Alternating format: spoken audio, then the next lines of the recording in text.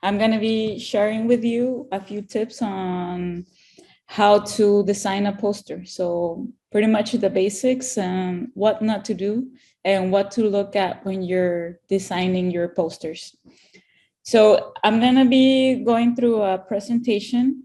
If you have a question, you can raise your hand and I can stop and explain further, okay? There you go. There, are you able to see it? All right, so welcome to Tips on Designing a Poster.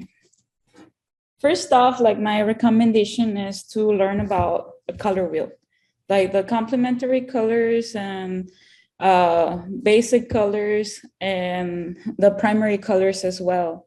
So this will help you a lot in selecting a color scheme.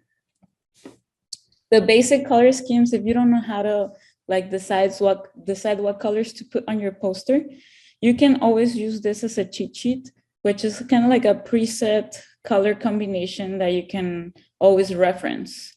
So you have your color wheel, and for example, we have the combination of complementary colors, which are the ones that are opposite to one another on the color wheel. So in this case, the complementary color of red is green. Then we have the combination of analogous colors, these ones are the ones that are right next to one another. So in here you can see, so this one is green, green, and yellow. And this is the color combination that you can use your color scheme. The other one is this one, which is kind of like a triangle. And this one adds like a little more contrast when combining colors. So this is that triadic combination. So you can always reference, again, your color wheel and make a triangle. Like in this case, there's an example, is the violet, the green, and the orange. But you can like rotate around this triangle and select the colors. And those colors are always gonna go together. There's also the split complementary. So in this case, this is the orange, and then the complementary color of orange is blue. But in this case, since it's a split complementary, you use other two tones of blue, which are opposite to the orange on the color wheel. Then there's this one, the rectangular and the square. So, and also in the bottom, I put some sources that you can reference to if you want to check it out if you get this presentation, and you can also see the articles and read a little bit more about the color schemes. There's also the monochromatic scheme, which is different shades of the same color, different tints. And now I'm going to show you some examples. So in here, the designer, this is one of the famous designers of all times. So this is one of the posters. And in here, the designer is using, who can tell me what color is this? What type of color scheme? Looks triadic. Triadic? Well, it mainly is like in here, we don't use color, like it's black and white. And the use of color is the red and the green. So in here, it will be complementary colors, because green is the opposite of red. But you can see how these colors enhance one another. So white is the absence of color, and black is all the colors together. So it's a composition using complementary colors and a black and white scheme. Okay. And then here you can also see an example on how the artist is using what is called negative space in here. So in here, he didn't add like much design elements, but he uses negative space to guide through like an important, like the topic, and then it guides through. And here with this space, it's kind of like an imaginary arrow that goes to this and then to this. And in this way, he connects all three posters into one full composition. So you can use color and negative space to do this as well. Who can tell me what type of color scheme is this? Monochromatic. Yes, monochromatic. Yeah, so in here, you can see the artist using the different tints of the blue to add like movement, design, narrative, and then the text in the bottom. So here he focuses on the design of the national park. This is for tourism, National Geographic. Okay, so text and layouts. Are you all familiar with different types of fonts and what they are? Yeah. So there's different types of fonts. So there's the classic type, which is it's called serif. It's normally the one that has the little tips in there that you can see. That's called serif type. And this is more for like a classic design formal that you will want to use in the message that you want to send across in your design. Then there's the sans serif, which is more kind of like the square-like, that has no like little tips like this, which are called serifs. And it's more modern, more like new, and is normally used to represent like technology or things like that. Then we have the Slav serif, which is more kind of like a typewriter sort of font. So you see it kind of like square. It's kind of like combining the classic with the modern. So this one can be a little bit more bold and it's kind of in between. Then there's the elegant type. This one's normally used kind of like for invitations, or like they use it a lot on weddings, and this is the script type. Then there's the handwritten, which is more casual and informal, but it can be adapted depending on how you want to present your poster. Like, let's say you don't want to make it too formal, you can use a handwritten type, or you can even use your own writing and scan it and place it on the poster. So that adds a little bit more of texture to your text, and then also more like unique identity. Like that, it depends. If you want to present it more casual, more like easygoing, like I will recommend you use a handwritten font. And then there's always the decorative font. And this is more used like, this is super informal. This is really like fun. And you can add like drama to your design, make it more like characteristics that are more casual and fun, like more super informal. But you can sometimes get away when presenting a formal poster using some fun elements, as long as you don't use it too much. So like something that it's very casual and that we recommend that you never use on your posters is the Comic Sans, because it's too fun, too casual, and it's never recommended because it takes away seriousness from your design. So that's some of the recommendations. So some of the tips that are recommended is choose from 2 to 3 fonts maximum. Like I normally try to stay with one font, but if you're able to combine like 2 or 3, that's good. I mean, sometimes what happens is when we start creating new designs, we get carried away by picking too many fonts, and that can kind of like disconnect the composition of the design. And when you choose a font, you need to make sure that they enhance one another and that they share some similarities. So you can pick, let's say, a serif type with a sans serif, but you need to make sure that they go together. So another thing that you should never do is to stretch or distort your font. So that's kind of like a sin in design. Like if you do that, there's people that spend months, sometimes years, creating all of these fonts, and they focus on enhancing readability. So when you stretch or widen the font, that kind of like distracts from the readability of it. Another thing is to avoid orphans and widows, and then I'll show you some examples of what that is. And also always choose your alignment correctly and make sure that all your text is aligned. And then mainly also use visual hierarchy.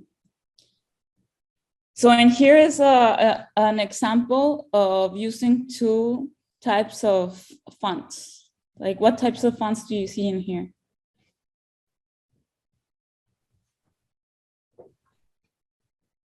So this one is the Slav serif, and then this one is sans serif. But you see, they share some similarities, so they go together with one another. So when picking a font that are different, two fonts that are different, try looking into these little details that make the composition go together.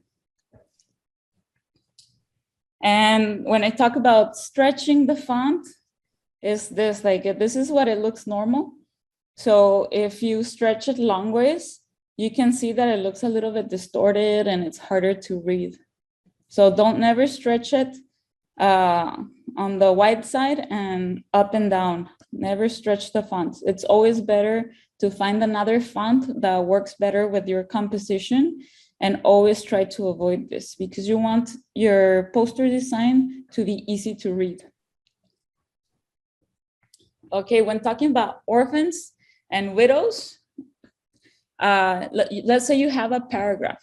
So you're writing, you're giving all of this information, and then there's one little word in the end of the paragraph.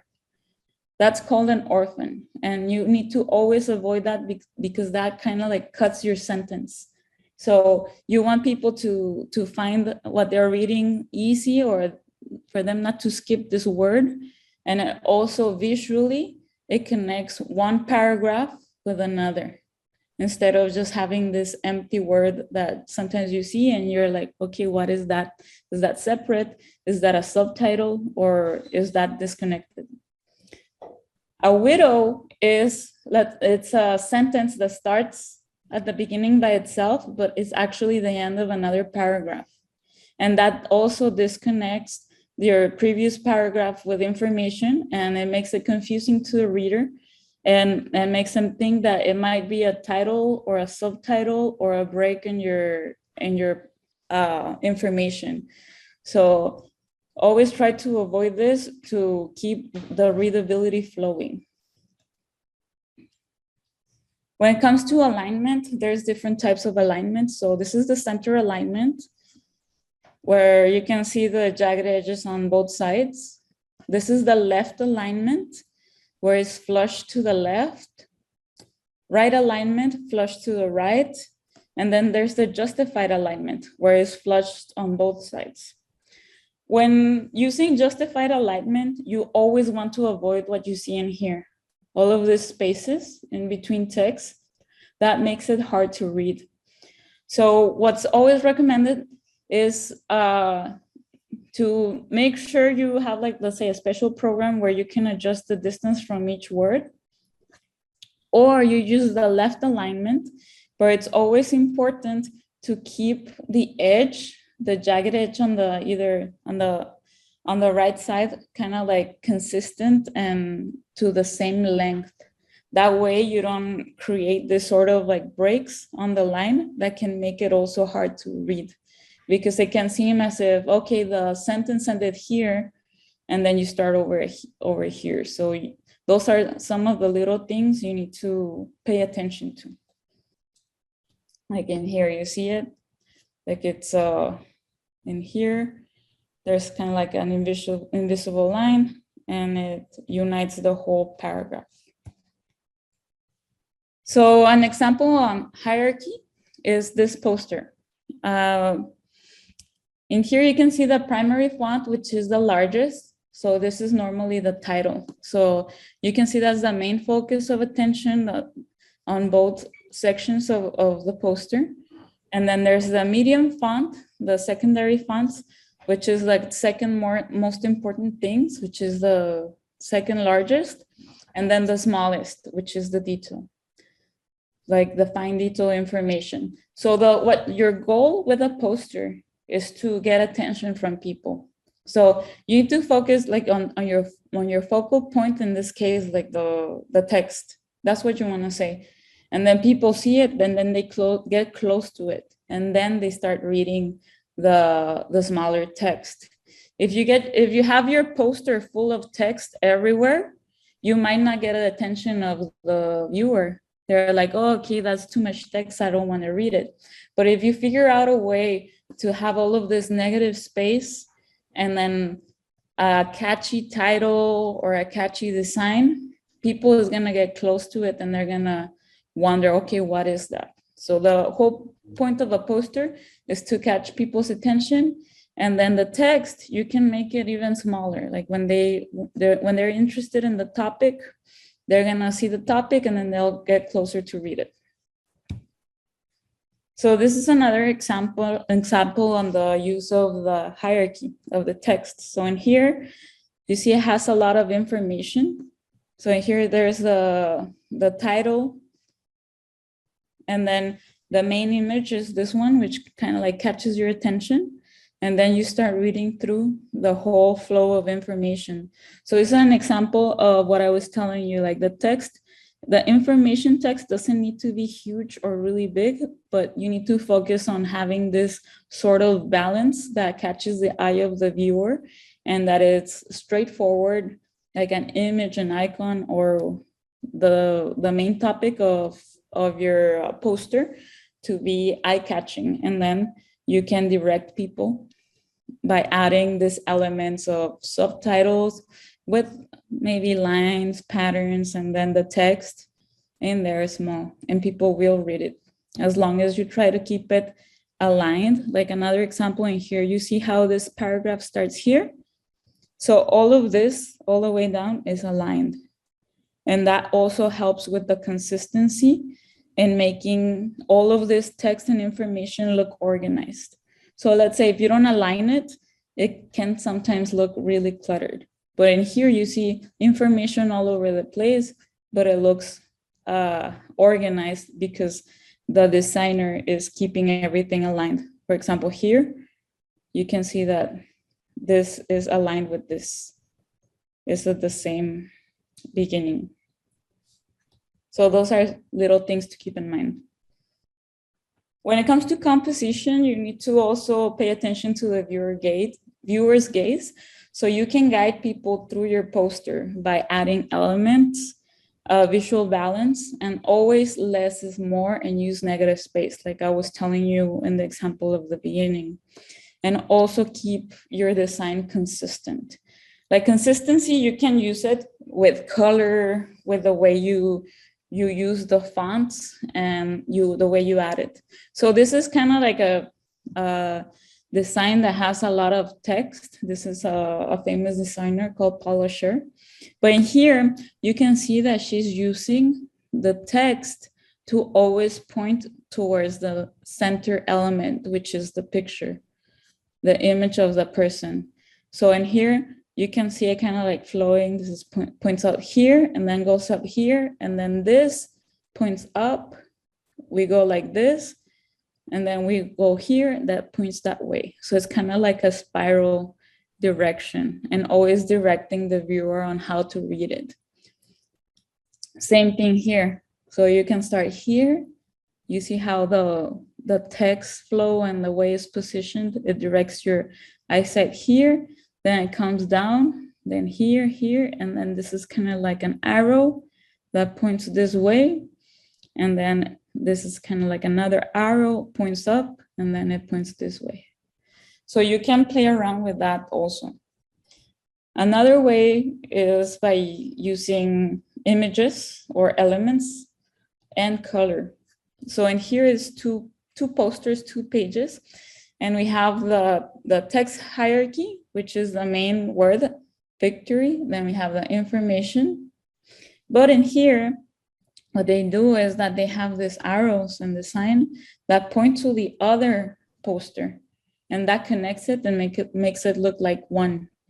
So it points over here and then also has these visual elements, geometric elements that kind of like complete the other side. They're not necessarily connected, but they create this invisible line that connects one poster to another. And then it creates this composition flow. And if you notice, it has the pink here and it repeats the pink in here, but larger. So that's one thing that connects the poster to another, even though he's using more colors. And then there's also the eye. It has a different color, but it's the same kind of like visual imagery. This is another poster that you can see that it's divided kind of like in 2 pages. So here it has the basic information, what it is, and then a graph that kind of like guides you and points through whatever is down here, and then the explanation over here. So if you see, they're not really cluttering the information, but they're using direction and visual flow to organize the information. So that helps viewers to understand more what you're talking about. This is another designer that he uses a lot of negative space. He's the one that created I Love New York. So you see this and it's very simple, but this is one of the most famous designs that you've ever seen. And he used very simple slab serif, a heart, and negative space. And then also this poster by Bob Dylan, he creates the profile of the artist using just negative space and then adding elements of color. But if you notice, it has that flow, it has that direction. It's kind of like in a diagonal, and it takes you to the name. Even though you have all of these crazy colors over here, the design always, like, your view starts here, and then it goes all the way down to the name. So those are the sort of things that you can think about and pay attention to when creating your posters. Like, these are some images that I got from Google, from Shutterstock. And you can also see how in these posters that are in 4 sections, they use color to connect the one poster with another, and visual geometric elements to guide your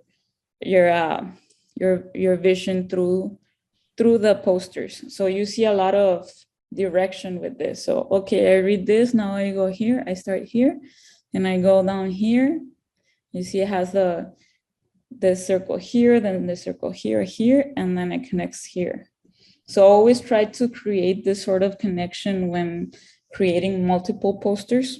Also, an important thing that you can pay attention to as well is using icons, because icons are kind of like a universal language. So in here, okay, it says child poverty, but you see what's going on over here, all of these images, and you can kind of have an idea of what they're going to talk about. So you can add elements like that to enhance your information. You can create your own icons, or you can also go into different websites that sell design icons. They're really affordable. They're like $1, and you can pick them and add them to your, like, purchase the license of the design and add them to your presentations.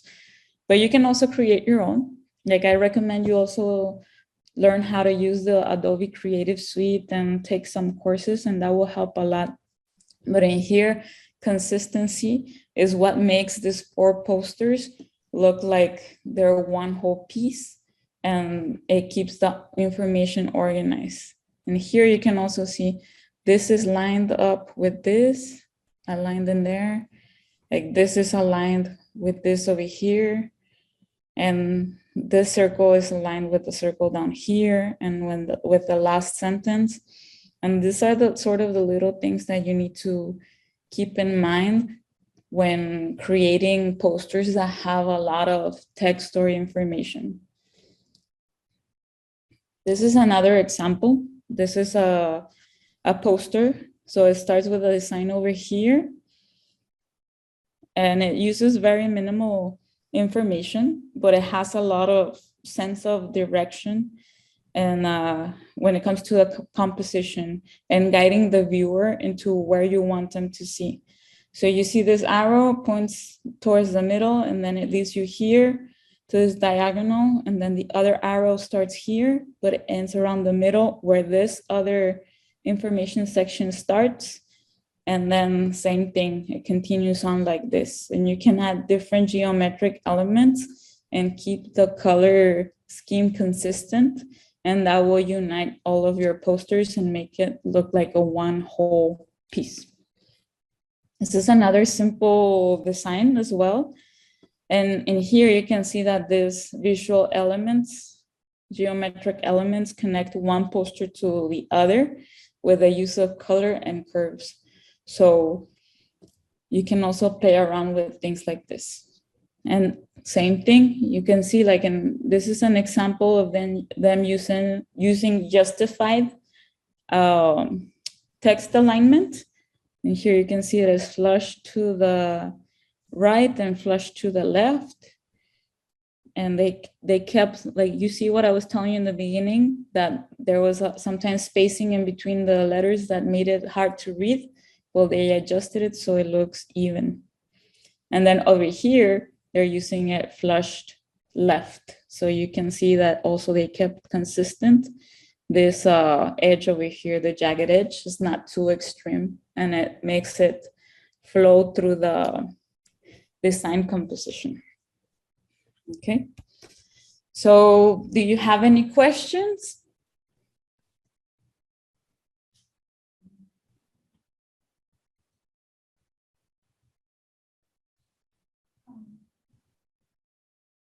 Also, if you have any posters that you would like me to see, you could also send them to my email and I could give you any advice if you're confused with any, or you want to see about how to mix your text. I could give you some feedback. Oh, yes, back there. Mm-hmm. From your experience and seeing scientific or engineering posters, what has been something that you see is the common mistake that engineers that don't have an artistic background make with their posters?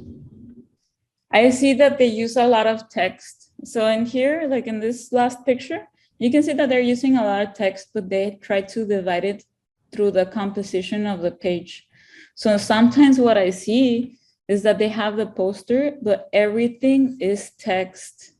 And that makes it harder for the viewer to analyze. They just say, oh, yeah, that's a lot of text. Maybe I don't want to read it. So you need to add like a strong, catchy element. So what they do here is, okay, the title of what it is. So your whole goal is to send a message. Okay, this is what I did. This is what I did. This is, in this case, is flyer, right? And then you add an element, visual element, design element, which can be kind of like an icon or a visual graphic of your topic. And that gives the universal language. Like people see the image and they already know what you're talking about. On the contrary, that if you see old text, people don't even know what you're talking about, doesn't catch their attention, and they're just like, oh, it's just a lot of text. So that's one of the things that I've noticed that on the engineering posters. Also is the overuse of patterns. So in here, you can see that there's negative space. So when you see text, there's nothing in the back, and it's easier to read. So sometimes when you add too much patterns and design elements in the background of the text, it's harder to read, and it makes it a little bit more complicated for people to be like, oh, I want to read that, or it doesn't catch their attention. So what you need to do is try and show your main feature, the topic that you're talking about, visually or graphically.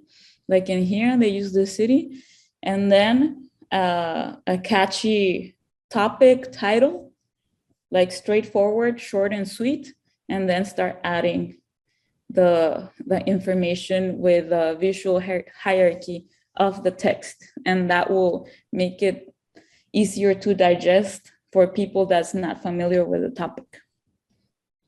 Okay, thank you.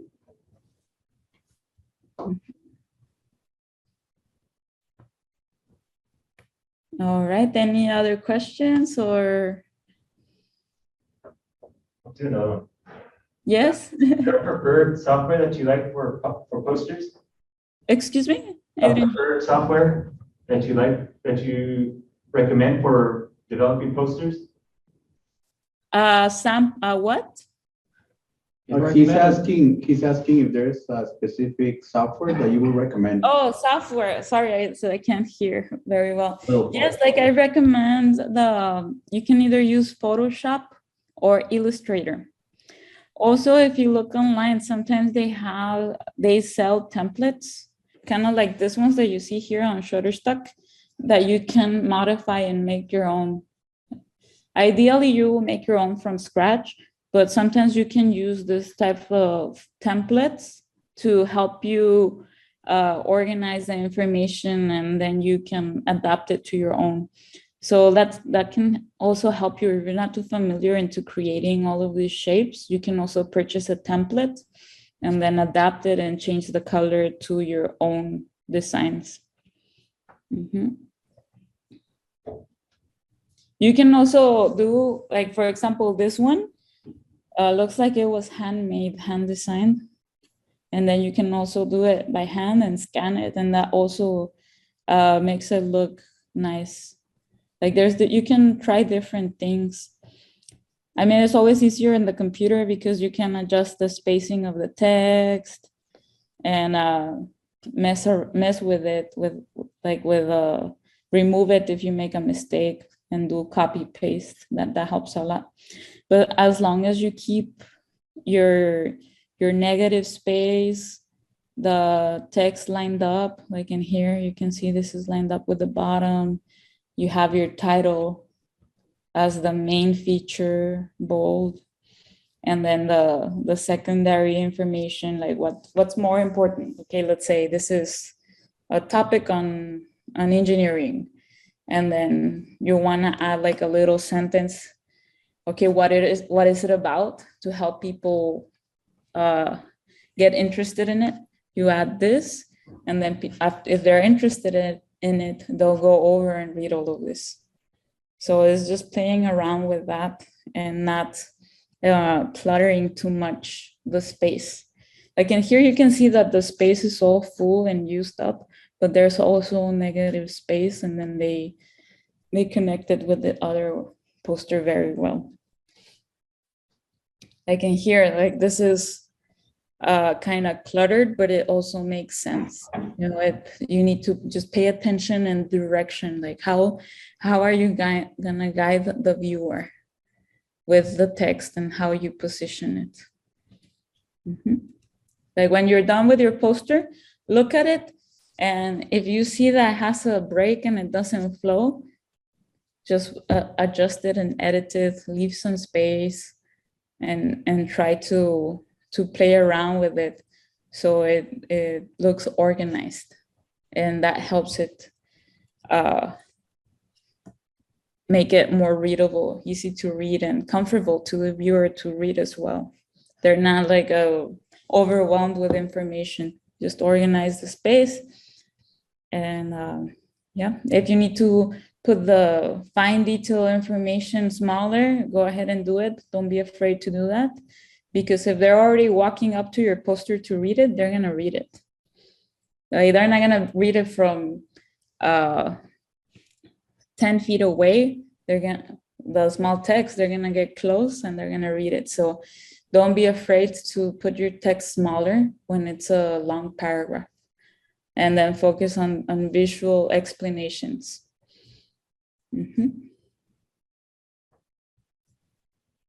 Like this, straightforward, and then it has the direction. Also, what I recommend you do is look at the brands that you like, all the brands and designs that you like, and start paying attention on how they input the information on their flyers and their text, and you can get inspiration from that. So that can help you a lot, and start paying attention to the little details, like how they keep this kind of like consistent, how they do the text alignment, the spacing in between, how they add text, how they connect one design with the other design, and how they keep the consistency of what they're presenting.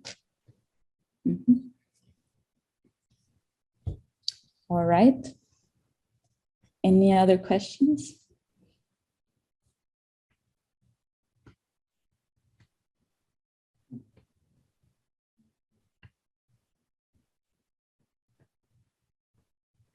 Okay, well, if you ever need information, feel free to contact me and I can give you some feedback and on your poster.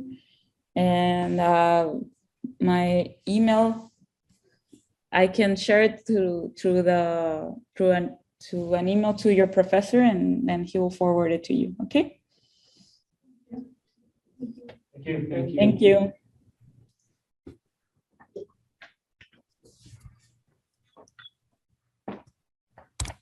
All righty, Laura. Thank you very much. Really Okay. appreciate your insight. And you'll be receiving about 20 posters coming next week. Of course, yes. I'll look forward to looking at them. Okay. Bye. Thank you very much. That was awesome. Thank you.